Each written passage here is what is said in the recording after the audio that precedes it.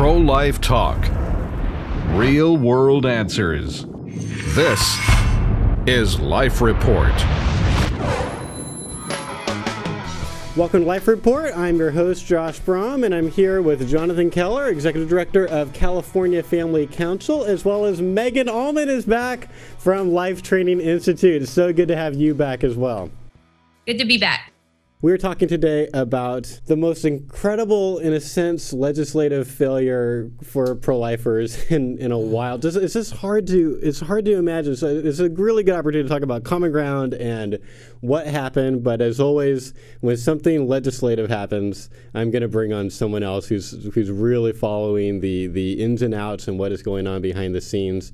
And so John is here to give us a little bit of a background of what's been going on. In fact, you were lobbying in Sacramento for this bill, this sex selection abortion ban bill that just got defeated because obviously. And then and I've got Megan here to provide some of the philosophy and some practical tools for how we can use this in dialogue with pro-choice people instead of it just being about the bill. So, but before we get into that, John, so glad you're here, and please give us some background on what happened. Well, Josh, as always, thanks for having me on, and Megan, great to see you again as always.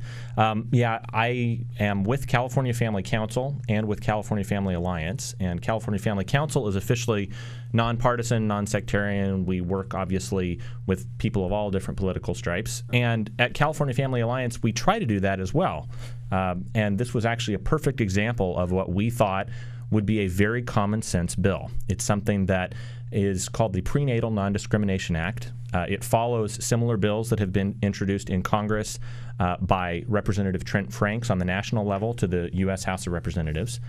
And that bill would basically have banned the practice of sex selection abortions. And I think that anybody, you might say, well, wait a minute, what do you mean? I've talked to a lot of people, even in California. Does this actually happen, or is this a pro-life urban legend like Planned Parenthood is racist? Well, and that's the crazy thing, that you see a lot of people that will actually say, well, wait, what are you talking about? And when I mentioned this the last couple of days, the last couple of weeks, they said, well, wait, what are you banning? Because surely you can't have an abortion for sex selection reasons. And the sad news is that right now in the state of California, unlike in Megan's wonderful state of Georgia, where you do have a sensible legislature that's trying to pass good, graded absolutist bills in the state, you have in California the absolute and almost complete deregulation of the abortion industry. It is. I don't think there is any other state in the entire country that is currently as aggressively deregulated as the abortion industry in California. So, and that's been strategic, don't you think? Yeah. I mean, because I know we saw quotes back last year when there were certain, I think, senators or assembly people that were passing the infamous midwife bill that said, nurses can do abortions, midwives can do abortions.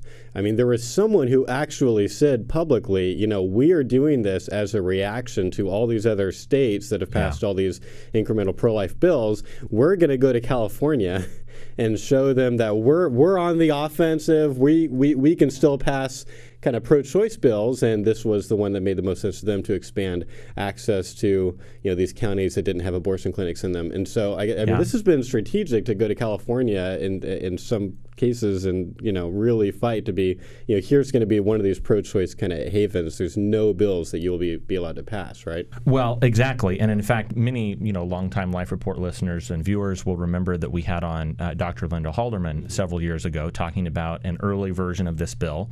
And Dr. Halderman made some very clear and convincing points, I thought, talking about the fact that, look, she, for those who didn't see the episode yet, she was a surgeon.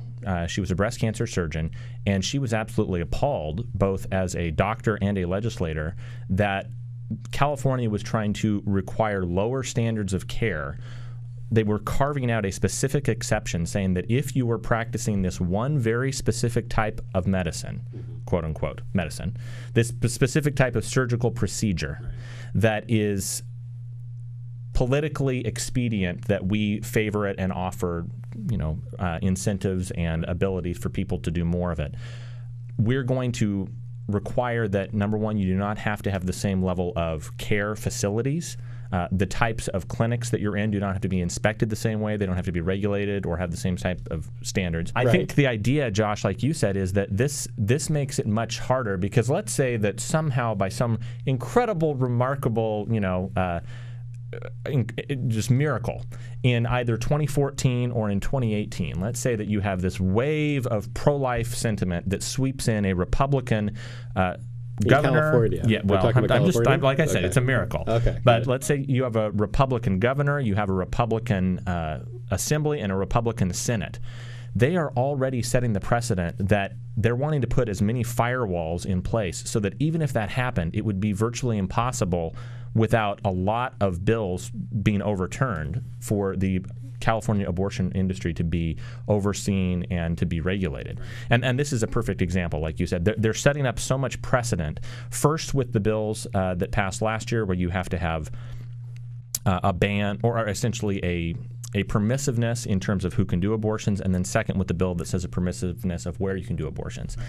This was something that Assemblyman Grove, who's a assembly member in California out of the Bakersfield area, basically gave this very impassioned testimony talking about how she sees very often people talking about the war on women and different things like that. And I'll read you the quote in a little while, but the gist of what she said was, I'm wanting to promote this prenatal non-discrimination act because surely we can all agree. One of the most powerful lines I thought in the testimony was, she said, there has to be some line. There has to be some line. And she said, look, you don't have to even necessarily be explicitly pro-life to believe that a bill like this is a good idea. And I think it's something that very often, and I'd be curious to hear Megan's thoughts on this, but I think one of the key things that we do as pro-life advocates is try to find out. I mean, the JFA display that I've seen so many times is, where do you draw the line? Right, where do you draw the line for human rights? Right, and I think before we get to the actual how it voted on this bill, I'd be curious, just how do you both feel that is as a strategy of trying to elicit some sort of common ground for people? Well, that's just it.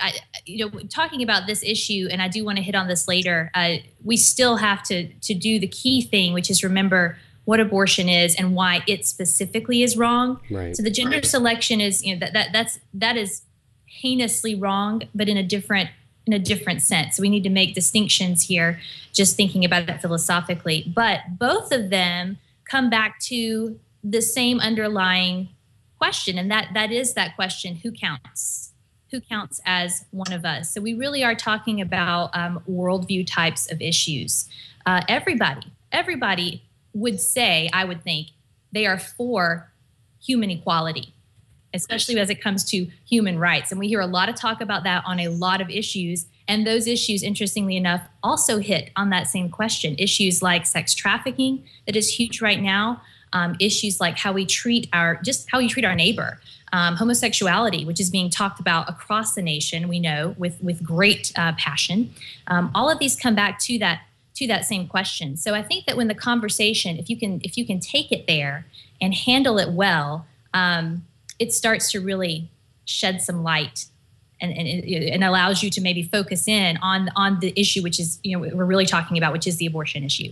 Yeah, this isn't going to be news to people who follow Life Report or who follow my work at all, that we're about finding common ground. Yeah. Not just because we want to have these kind of friendly, less aggressive conversations, but because we've actually found that if you can start the conversation with finding some common ground, then you actually have a better, more persuasive conversation later. People aren't persuaded by people that they think are wingnuts. Whereas if we can start with some common ground, and what do you think about sex selection abortions is one of my two favorite questions to ask towards the beginning of a conversation with a pro-choice person, because if we can find some common ground, we find out, okay, we are not polar opposites. Someone who worked at an organization I used to work at had heard this idea, this language of finding common ground with pro-choice people, and actually said, you can never find common ground with pro-abortion people. Like, it's like, how can you be finding? It's black or white. You either think it's okay to kill babies or you don't. There's no common ground, and that's just not the way the world works. And we've learned that from Steve Wagner. He's written an amazing book, Common Ground Without Compromise, which you can get at commongroundbook.com. This is one of those classic questions that we can ask. But I agree with Megan. It really comes down to, what is the unborn? If the unborn is not human, who cares if the unborn are being discriminated against based on gender? That's only a human rights abuse if the unborn are actually human, if they are actually beings with dignity, and society should be recognizing that dignity. So I mean, we've got all these quotes you guys were using. Jimmy Carter recently came out, basically saying it's the worst human rights abuse in the world right now. You have a lot of even people on the pro-choice side saying, yeah, this is messed up. My question for you is, this is a question for you about the bill itself, because I hadn't read the actual language of this particular bill. What was going to be the method of enforcement? How are they going to figure out? Great question. Like, is this basically just a pro-life fluff thing to get pro-lifers excited? No. Or how would it have worked? That's actually the thing that's exciting to me, but unfortunately it was one of the things that I think the pro-choice side really tried to clobber Assemblyman Grove with, was this would have actually criminalized and subjected abortionists, not the woman, need to clarify, not the woman, not her partner, but it would have criminalized the doctor himself who performed the abortion, and it basically would have put the burden of proof on the doctor, so that if someone came back afterwards, whether it was the mother herself, whether it was the father of the child, if they came back and said, look, this abortion was performed for sex selection reasons, or I was pressured into having this abortion for sex selection reasons, it would have made the abortionist himself liable. I think so often one of the canards that you hear is that, well, you you hear from some abortion rights activists, and I should clarify, not your standard pro-choice person on the street necessarily, but especially people that are working for NARAL or for Planned Parenthood or for something like that. Very often the line that is trotted out is, well, you pro-life, anti-choice wackos, all you want to do is throw women in jail. You want to criminalize women themselves, and you want to make them afraid and scared and everything else. The way this bill was written, I thought was actually very fair. Megan, I don't know if you had a chance to actually read the text of the bill, but it was very encouraging to see that they were really putting the focus of the penalties on where I think they should be, which was on the doctors. And unfortunately, the thing that was so sad was that you saw a lot of the Democrats saying, well, obviously, because of this is going to create a chilling effect, and it's going to criminalize private conversations between a woman and her doctor. And unfortunately, as very often happens in these political debates, it shifted the focus of the bill away from not the question, what is the unborn, but onto the issue of privacy and onto the issue of the rights of the doctor to have an unimpeded conversation with his patient. And that's the thing that was so sad to see. The entire testimony, California records all of the testimony for all of these bills, and it was about 35 minutes or so that is all available online. And the incredible thing was to see some of the opposition to this, where you had people testifying against the bill that were saying that, believe it or not, the bill was racist. Because it's mainly non-white cultures that are immigrating here and are wanting to have sex selection abortions? Correct. And by passing this bill, the Republican Assemblywoman, Shannon Grove, was stigmatizing people. They had someone from, I think, the Asian and American, Pacific Islanders caucus or something, and she was there saying that this was racist because it stigmatized and lied about the reasons. It's implying that every Asian woman, every Hawaiian woman, every Indian woman that wants to get an abortion is only doing it for sex selection reasons. Was the It's a Girl documentary racist? Does the bill say that white people are actually allowed to have sex selection abortions, but not if you're from India? Like, is that in the bill? No. Then it's not racist. It's the level of mental gymnastics that they had to go through. And the thing that was incredible was they were, I think, literally trying to look for any type of coverage any type of cover that these assembly members could have in voting against the bill. Yeah. And the chairman of the committee, who himself is Asian American, Dr. Richard Pan, he's just incredible to me. He's the chairman of the health committee. He's a pediatrician.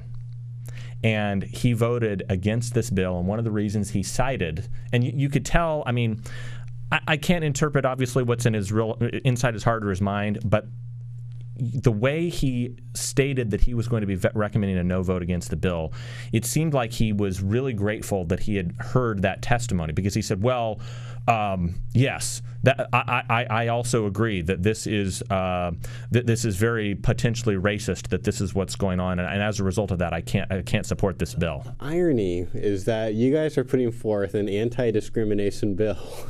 Yes, and they're accusing you of being discriminatory. I mean, if anything was Orwellian, I mean, really, truly, my jaw just about hit the floor when I heard him actually say that. I said, what?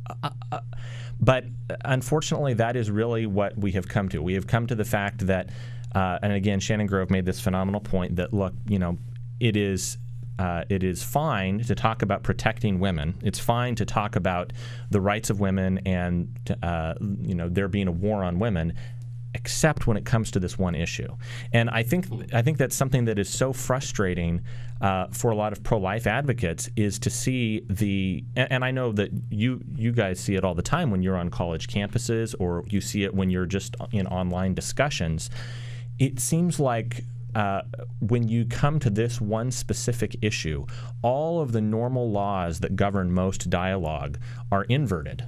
And the laws that govern most science and philosophy and everything else, there seems to be, now again, not among all pro-choice advocates. There are some people, as you both have demonstrated, I've seen you do it on this show, there are a lot of very fair, even-handed, willing people who want to have these conversations. But then there also seems to be a lot of people who really, their only desire in talking about this issue is to try to come up with whatever possible sophistry they can use to ultimately promote a abortion at any cost mentality. And I don't like to think that that's the case, but when you come up with something that is literally the lowest hanging fruit of common ground. And Josh, I know this is, again, to your listeners, this is not anything that's new, but when you think about trying to build common ground in the political realm, either of you, can you think of any other type of legislation that would be a lower bar, any more of a, I mean, pardon the pun, but any more of a baby step in the legislative arena? Maybe the partial birth abortion ban, maybe I just thought of the other. The Born Alive Infants Protection Act. Sure. But besides that, no, this is pretty. It just seems like, it's like, according to one poll, 80% of the public is opposed to sex selection abortions.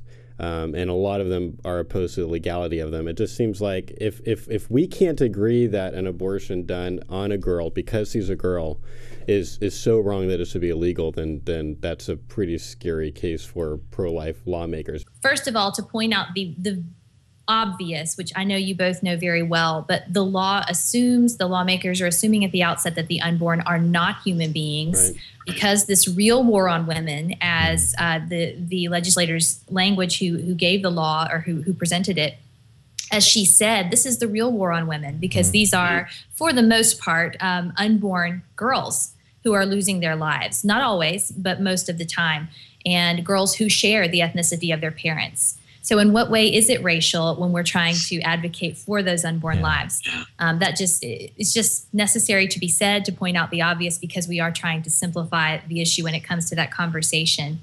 But also thinking about the fact that the countries that these women are coming from are by and large pro-choice countries who banned this law, or who banned this practice of sex selection abortions, or at least they say that they do.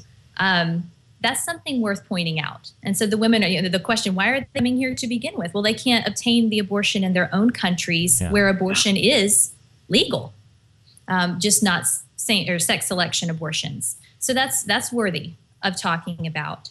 And another, just to throw this out there, another thing that's kind of obvious, there have been ongoing conversations worldwide, and just kind of to take the focus way out, about a growing problem of the fact that there are fewer women in the world now than there are men.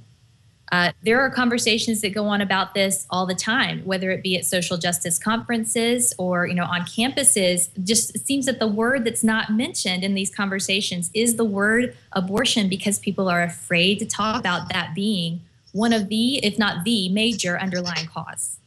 But I do think that it's key that even people who have stated that abortion is a universal human right, more or less. People like Hillary Clinton, Dianne Feinstein, Jimmy Carter, all three of them talked about the fact that this is a human rights abuse and that it is wrong to kill somebody just because they are a girl. And I think that in that sense, that's an actual point of common ground that is very valuable. If you're talking to someone who I know, I think most of us on the show are pretty nonpartisan. I mean, I'd be happy to vote for a pro-life Green Party person, a pro-life Republican, pro-life Democrat. We've had some great conversations with Scott on the show about that. But I think that if you're talking to someone who maybe is more inclined to vote for pro-choice candidates, this is a great thing that you can ask them. And I think the natural transition is if you believe that it is wrong to kill an unborn child, if you believe it's wrong to terminate a pregnancy because the fetus is female, why? Right. That's the question that Steve asks in the Common Ground book. He said something I thought that was really good. He said, it seems like there's only three options for the pro-choice person who says that they're opposed to sex selection abortion. Either they're opposed to it because it seems sexist, or because they think it's a crime against society, or because they think it's a crime against humanity. And he said that he thinks that most people fall into the first category. It just feels discriminatory. That just feels wrong to me. And he said, well, once again, why is that really a problem if the unborn is not actually human? I mean, you can't discriminate against potential humans. It seems only wrong if the unborn are actually a being with rights. And so that doesn't seem like it explains our intuitions. Some people, they would say it's a crime against society. The It's a Girl documentary does a very good job of showing a lot of the problems that come, not just why is it morally wrong to kill infants who are born that are girls, but they've also shown, here's what happens to society later, and we're seeing that now. But it's it doesn't seem like that's the only thing going on here. That's not the only reason this is wrong. It's not just a crime against something, it's a crime against someone. And so that means it must be a crime against humanity, and it can't just be a potential human. It means that this must actually be a valuable human being, or our intuitions are just wrong, and there's nothing wrong with finding out. Like if I stepped on a cockroach because I knew it was a female cockroach, no one's got a problem. It's a little weird. How did you know? But this is only a problem if this is a being with dignity, and that dignity is being especially wronged if the reason you're killing it is because it's a girl and you wanted a boy. It doesn't mean that it's not wrong to kill boys, but it's like. Is it equally wrong to kill someone or to kill and torture someone? It's no, they're both really, really wrong, but it seems like you're adding this extra gravely immoral thing when you add in torture or something like that. And that's kind of how this feels to me, is you're discriminating and you're killing, and both of those are wrong. And it seems like it should give us this opportunity to pass some reasonable legislation and have some reasonable conversations. But alas, tell us what happened when it came down to the vote. Well, on a party line vote, if for those of you who aren't very familiar with California politics, we do have a almost supermajority of Democrats in both the House and the Senate. We do have a Democratic governor in Jerry Brown. So it is not incredibly surprising that this bill failed.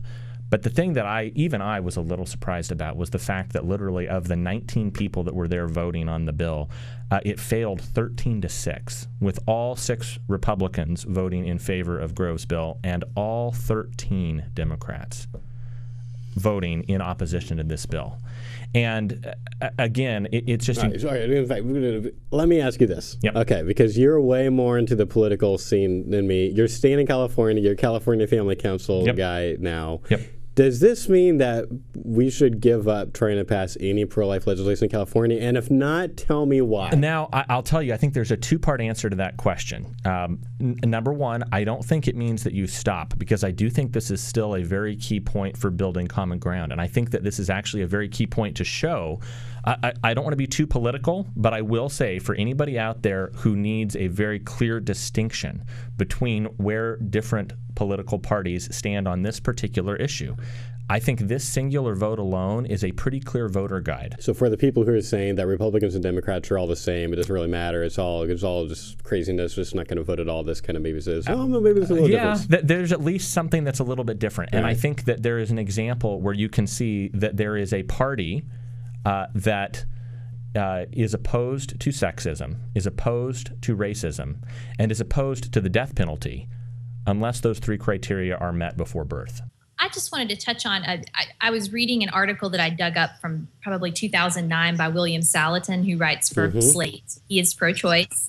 But he was talking about this very issue years ago, but he was talking more from a standpoint of technology.